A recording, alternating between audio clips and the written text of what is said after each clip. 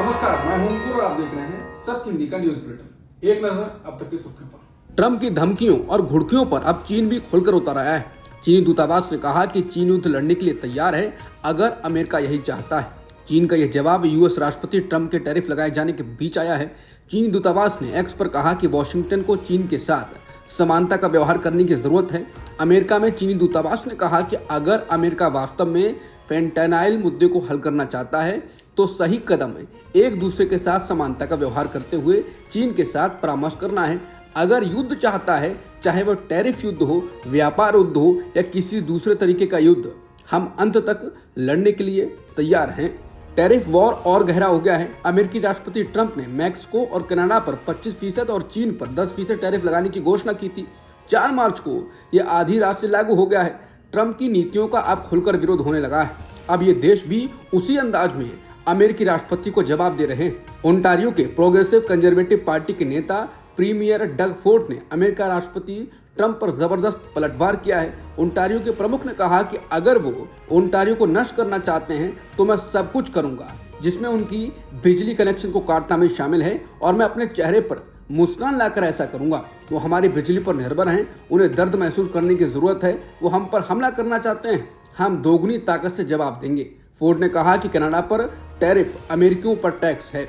बता दें कि कनाडा के ओंटारियो प्रांत से अमेरिका के 3 राज्यों में बिजली की सप्लाई की जाती है। अमेरिका के मिनेसोटा, मिशिगन और न्यूयॉर्क के करीब 15 लाख घरों में ओंटारियो से बिजली की सप्लाई की जाती है। बता दें चीन भी खुलकर आ गया है और अब कनाडा भी सख्त रुख अपना रहा है और सीधे ट्रंप को धमकी भी दे रहा है। कनाडा ने राष्ट्रपति ट्रंप की टैरिफ वृद्धि पर अमेरिका के खिलाफ अब कदम उठाने शुरू कर दिए हैं। कनाडा ने विश्व व्यापार संगठन यानी WTO में शिकायत दर्ज करा दी है। मंगलवार देर रात WTO में कनाडाई राजदूत नादिया थियोडोर ने लिंक्डइन पर लिखा कि अमेरिका के फैसले के बाद हमारे पास कोई विकल्प नहीं बचा है। WTO के एक अधिकारी ने AFP से पुष्टि की है कि कनाडा ने अतिरिक्त टैरिफ पर WTO में अमेरिका के खिलाफ कल कार्रवाई शुरू की है।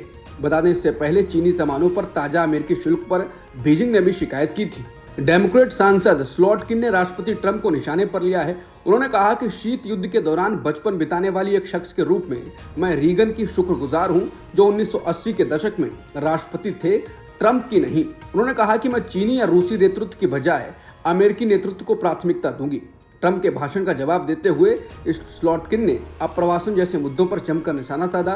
उन्होंने कहा कि ढीले ढाले अप्रवासन सिस्टम को ठीक किए बिना सीमा की सुरक्षा करना बीमारी के बजाय लक्षण का इलाज करने जैसा है। उन्होंने कहा कि अमेरिका अप्रवासियों का देश है।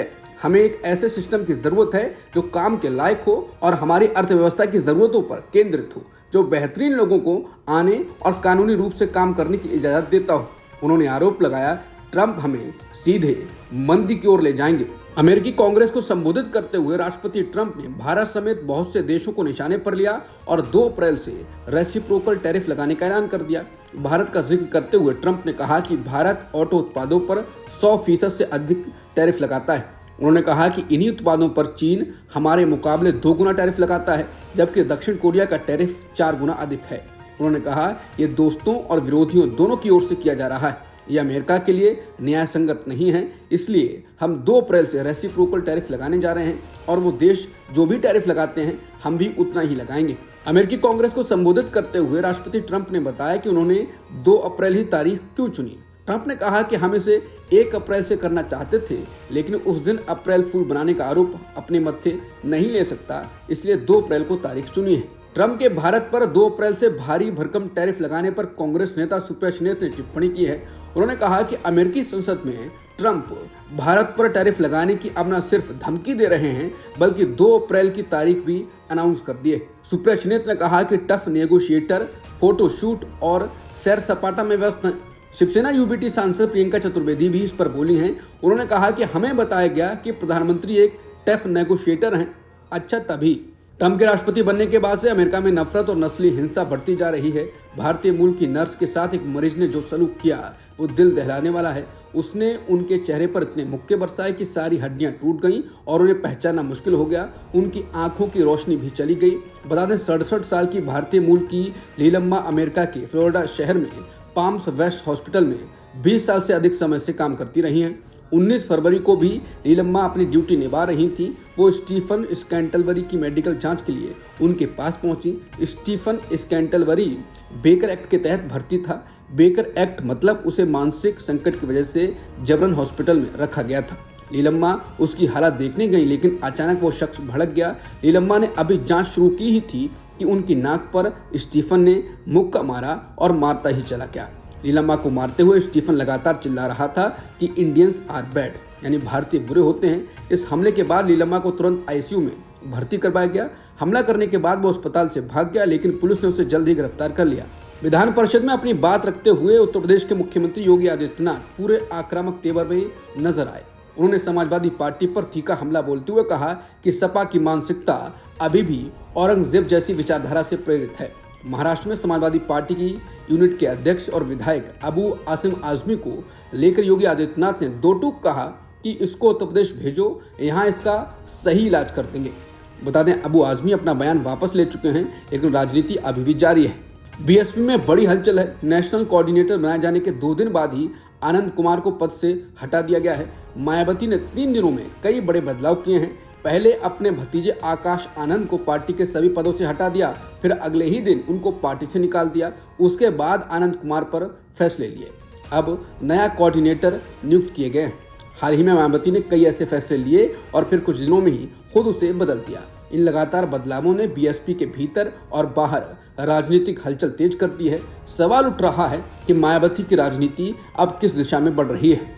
बहुजन समाज पार्टी के अध्यक्ष मायावती ने अब राज्यसभा सांसद रामजी गौतम और रणधीर बेनीवाल को बीएसपी का नेशनल कोऑर्डिनेटर नियुक्त किया है। बता दें, रणधीर बेनीवाल जैसे नए चेहरों को आगे लाना और रामजी गौतम जैसे अनुभवी नेताओं पर भरोसा जताना मायावती की उस रणनीति का हिस्सा हो सकता है जिसमें वो पार्टी को जमीनी स्तर पर मजबूत करना चाहती हूँ। मायावती ने यह भी कहा है कि उनके दिशा निर्देशों में ही संगठन चलता रहेगा, जिससे साफ है कि वो अभी भी बीएसपी की कमान पूरी तरह अपने हाथ में रखना चाहती हैं। प्रयागराज में महाकुंभ मेले में जाने वाली भीड़ बढ़ने के कारण नई दिल्ली रेलवे स्टेशन पर हुई भगदड़ के मामले में रेलवे ने अपने 5 वरिष्ठ अधिकारियों का ट्रांसफर कर दिया है। समाचार एजेंसी पीटीआई के अनुसार हटाए गए अधिकारियों में DRM Vikram Singh Rana, station director Mahesh Yadav, senior divisional commercial manager Anand Mohan और आरपीएफ के सहायक सुरक्षा आयुक्त महेश चंद्र सैनी शामिल हैं। बता दें, भगदड़ की इस घटना में 18 यात्रियों की मौत हो गई थी। अब तक की सुर्खियों में इतना ही। बाकी खबरों के लिए बने रहिए सत्यहिंदी.com के साथ। Copyright disclaimer under Section 107 of the Copyright Act 1976. Allowance is made for fair use for purposes such as criticism, comment, news reporting, scholarship, and research. Fair use is a use permitted by copyright statute that might otherwise be infringing.